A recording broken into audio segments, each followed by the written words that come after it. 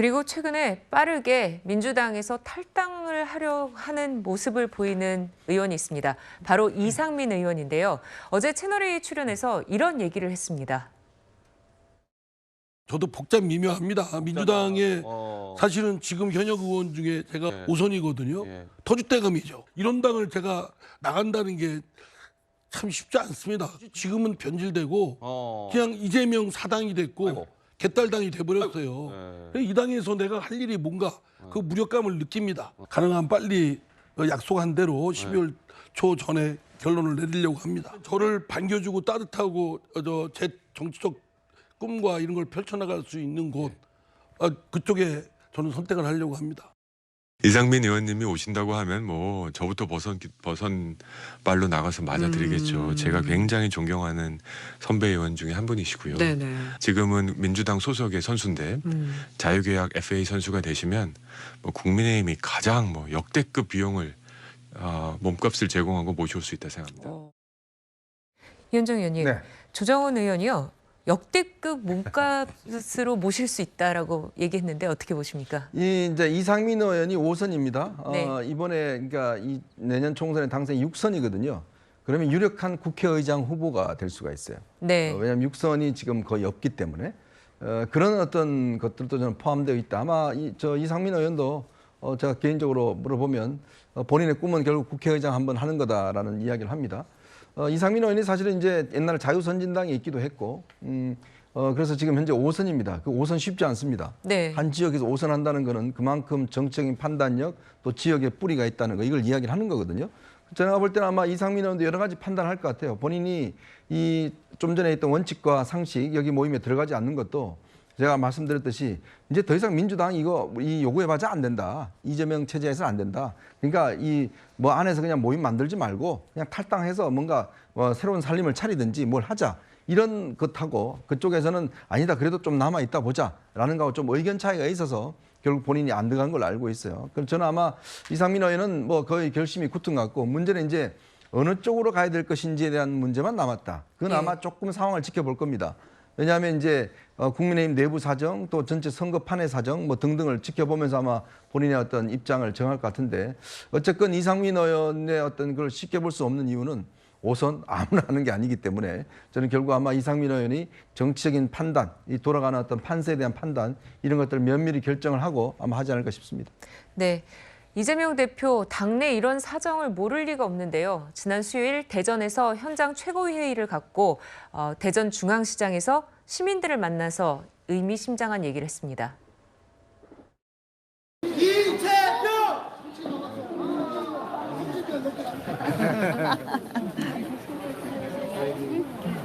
어째 여길 다 오셨대요? 어떻게 오셨나요? 일부러 하시는 네, 길을 막지 마시고요. 네, 지나가실 수 있게 해주세요. 그래서 내년 총선은 정말로 중요하고요. 민주당도 정말 반드시 한석이라도 이겨서 우리가 일당 좀 더 목표를 높인다면 과반을 해야 됩니다. 우리 사회의 지금까지 성과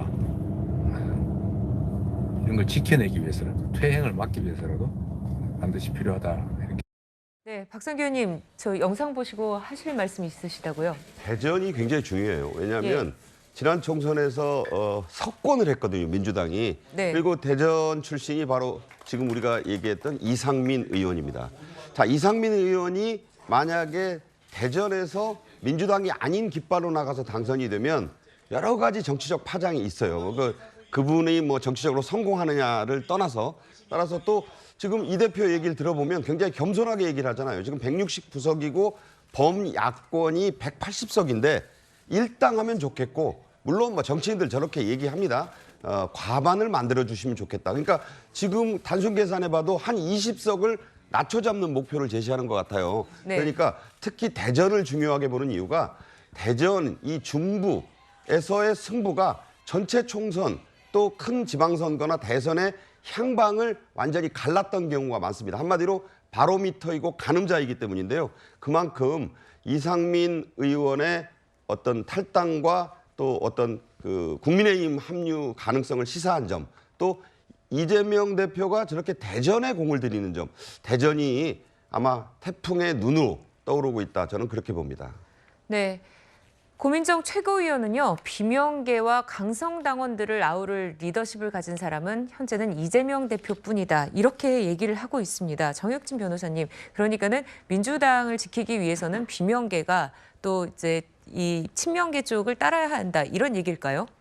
그런데 그게 이제 이상적인 이야기죠. 그렇게 해가지고 통합형으로 가면 좋겠는데 제 생각에는 비명계와 친명계 사이에는 건널 수 없는 아주 깊은 강이, 깊은 계곡이 있다. 이것을 이재명 대표가 원하지도 않을 것 같아요. 이게 그렇게 하면 좋긴 하겠지만 이재명 대표 입장에서는 비명계가 어떻게 보면 여당보다 더 싫을 수 있지 않을까 저는 그런 생각이 들기 때문에 네. 그다음에 조금 전에 이야기한 것처럼 과반수 이야기했잖아요. 151석인데 151석이면은 지난번에 그러니까 이번에 이제 민주당이 얻었던 득표율이 180석 아니겠습니까? 그 중에서 30석을 자기가 날려먹어도 괜찮다 이런 의미로도 보여질 수 있는데 그 30석이라고 하는 것이 결국 무엇이겠습니까? 비명계 아니겠습니까? 지금 중요한 게 국회 의석수가 중요한 숫자가 세 가지가 있는데요. 제가 봤을 때 200석 중요하고 180석 중요하고 151석 중요합니다. 그런데 조금 전에 얼마 전까지만 해도 이탄희 의원 등이 200석 운운하지 않았습니까? 그런데 이거를 151석으로. 그런데